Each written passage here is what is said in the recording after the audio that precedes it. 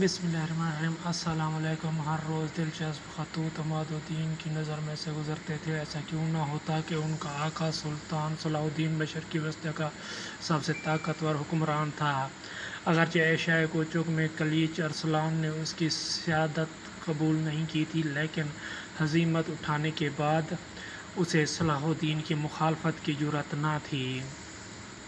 शाह अर्मीना का काफ़ी अरसे तक अक़ाब की तरह अपने कोहिस्तानी किलों में पनाह गज़ीर रहा, लेकिन बिलाखिर उसे भी तकीउद्दीन के पुरजोश रिसाले के रूबरू सर तस्लीम खम करना पड़ा। खलीफा बगदाद के सुफ़रा अक्सर दरबार सुल्तानी में हाजिर होते। खलीफा बगदाद सलाहुद्दीन को अपना और दीन का मुहाफ़िज़ समझता था। बिलाखिर कुस्तुंतनिया के मस्तर दो शहंशाह के सफ़ीर सुल्तान के सफ़री दरबार में हाजिर हुए।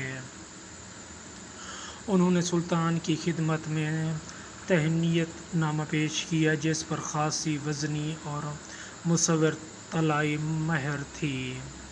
कसर इसहाक फ़रिश्ता खुशहाल ने सलाहुद्दीन से दोस्ताना मुआहदे की दरख्वास्त की थी। ज़ीरक और दानिशमंद अरबों ने शाह कुस्तुंतनिया के मरासले की इस मशक़ को दरख़ोर इतना न समझा।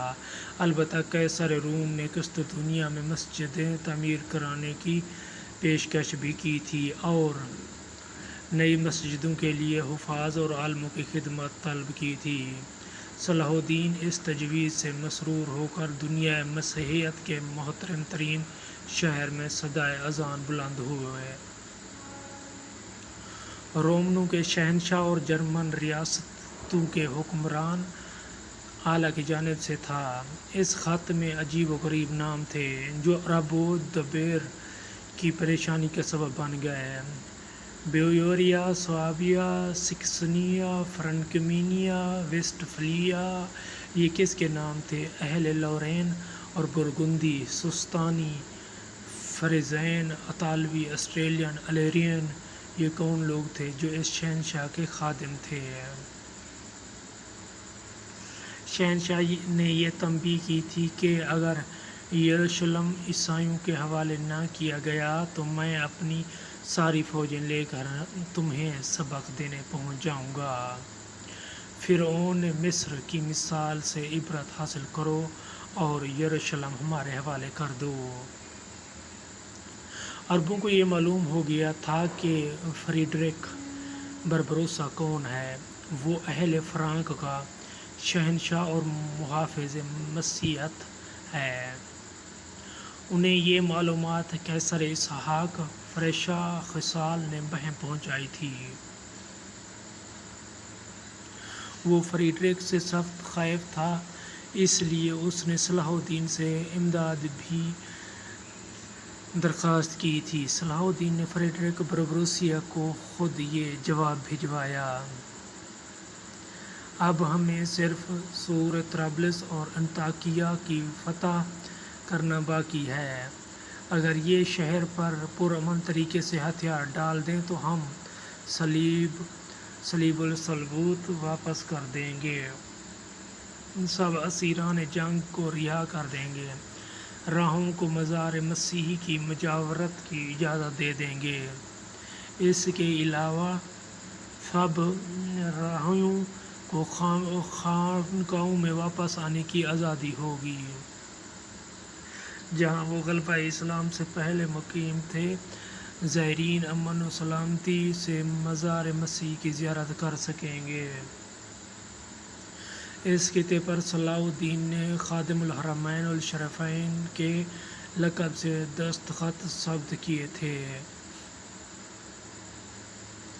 सलाहुद्दीन के नुक्ते नज़र से अगरचे ये शराइत निहायत फ़याज़ाना थीं, लेकिन बरबरोसा को मंजूर न थीं।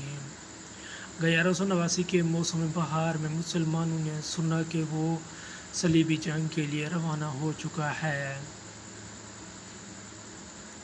कैसर इसहाक फ़रिश्ता खुशहाल ने इतला दी कि बूढ़ा फ्रेडरिक 1,00,000 मसीह फ़ौज लेकर आ रहा है और ड्यूक ऑफ ऑस्ट्रेलिया भी जंग की तैयारियों में मसरूफ़ है। اہل فرانس بھی فوجیں جمع کر رہے ہیں۔ فرانس کے بادشاہ فلپ آگسٹس ثانی اور انگلستان کے دلیر بادشاہ چارلڈ نے اسقف اعظم ولیم آف ٹائر کے ایما پر علم صلیب بلند کیا ہے۔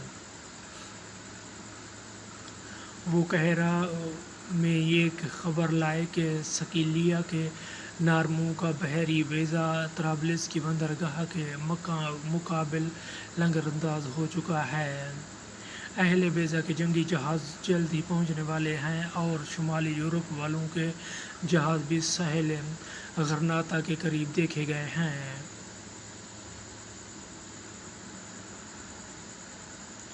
صلاح الدین پر حوصلہ شکن خبریں نہایت صبر و سکون سے سنتا رہا۔ بالآخر اس نے خلیفہ کو عیسائیوں کی جنگی تیاریوں سے آگاہ کرنے کے لیے نامہ برون کیے۔ قاصد کبوتر اور شتر سوار سلطان کے احکام لے کر دور دراز پھیل گئے۔ سلطان نے سب باج گزار امیروں کو دعوت جہاد دی اور انہیں القدس کی محافظت کے لیے کمر بستہ ہونے کی تاکید کی۔ اس نے کراکرش کو حکم دیا کہ مصری فوجوں کو منظم کر کے تیار رکھو۔ اس خوفناک طوفان کے آثار دیکھ کر صلاح الدین نے اندازہ کر لیا کہ اصلی معرکہ اب ہوگا۔ میں نے گزشتہ 2 سال میں جن عیسائی فوجوں کو شکست دی تھی وہ موجودہ عیسائی فوجوں کا عشر عشیر بھی نہ تھی۔ اب فرنگستان کے سارے بادشاہ اور امیر مسلمانوں کے خلاف برسر پیکار ہیں اور ان کی فوجیں اسلامی فوجوں سے تعداد میں بہت زیادہ ہیں۔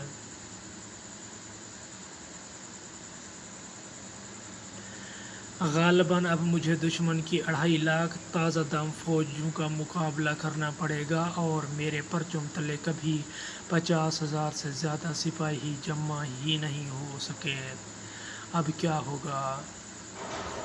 سمندر پر بھی مصری بیڑے کو دشمن کے بہتر اور کثیر بیڑے کا سامنا کرنا پڑے گا۔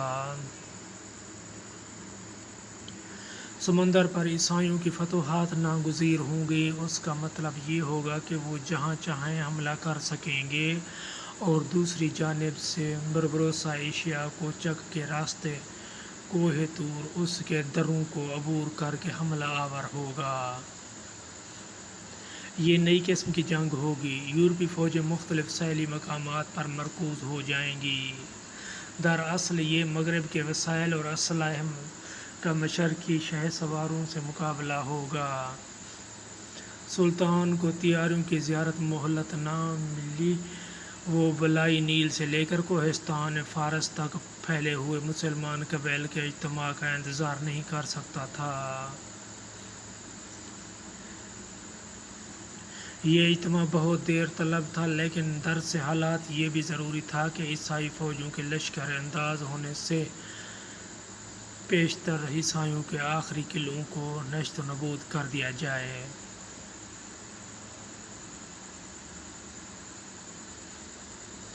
مئی کے مہینے میں خبر آئی کہ کرک کا طوا میں قلعہ جبل ریال بھی فتح ہو گیا ہے۔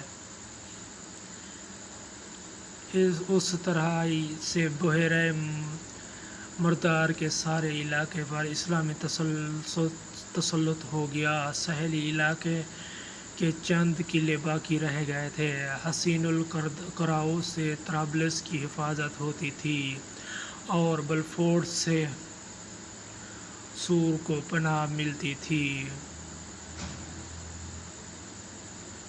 اگرچہ سلطان اپنے حلیفوں کی آمد کا منتظر تھا اور انطاکیہ اور طرابلس پر بیک وقت حملے کی تیاریوں میں مصروف تھا۔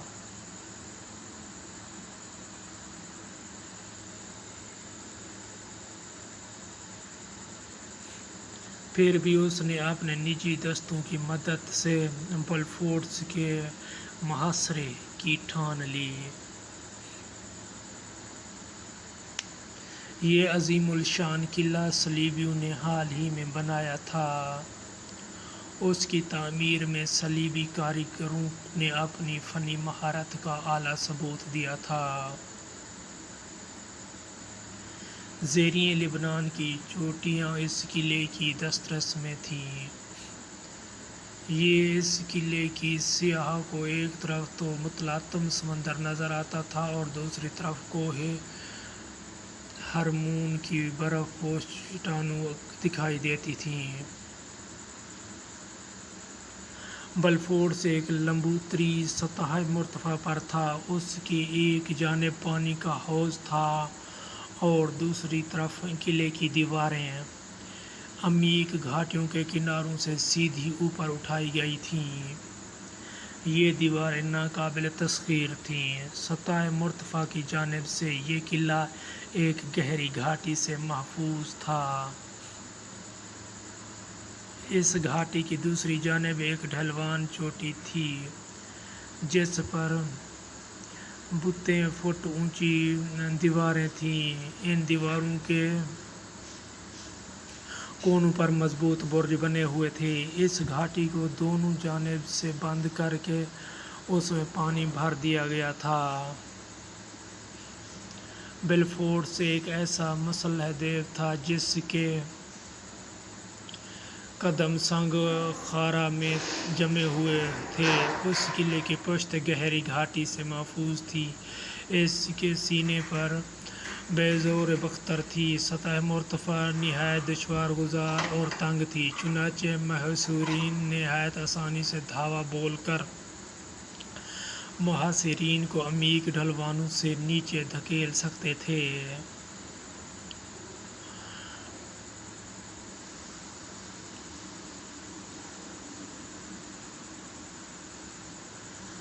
مسلمانوں نے 2 سال تک اس قلعے سے کوئی تعرض نہیں کیا تھا۔ جب صلاح الدین بلفورس کے سامنے نمودار ہوا تو قلعہ دار نے صلح کی آرزو کرتا رہا۔ اس نے سلطان سے 3 مہینے کی مہلت طلب کی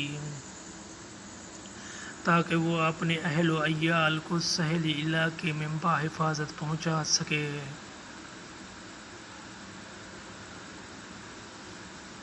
صلاح الدین نے بخوشی یہ تجاویز منظور کر لیں، کیونکہ اسے بخوبی معلوم تھا کہ بلفورس کا محاصرہ طویل ہونے کے علاوہ سخت مہنگا پڑے گا۔ اسے بھی مفتوحہ قلعوں کی مرمت بھی کروانی تھی۔ جب مقررہ میعاد ختم ہونے کو آئی تو ریجنالڈ نے دوبارہ سلطان کے پاس حاضر ہوا اور مزید مہلت طلب کی۔ وہ مہمانوں کی حیثیت سے سلطان کے ہاں مقیم رہا۔ اس اشناء میں سلطان کے امیروں کے صبحات یقین میں تبدیل ہو گئے۔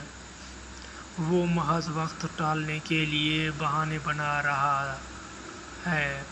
انہوں نے ریجنالڈ کو گرفتار کر کے صلیب پر باندھ دیا اور اسے بلفورس کی دیواروں کے سامنے لے گئے۔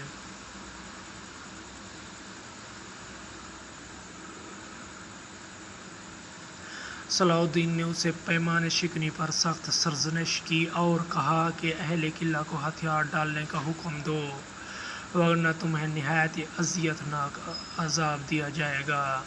ریجنالڈ نے فوراً اپنے سپاہیوں کو پکارا اور کہا، خبردار، قلعہ کبھی دشمن کے حوالے نہ کرنا۔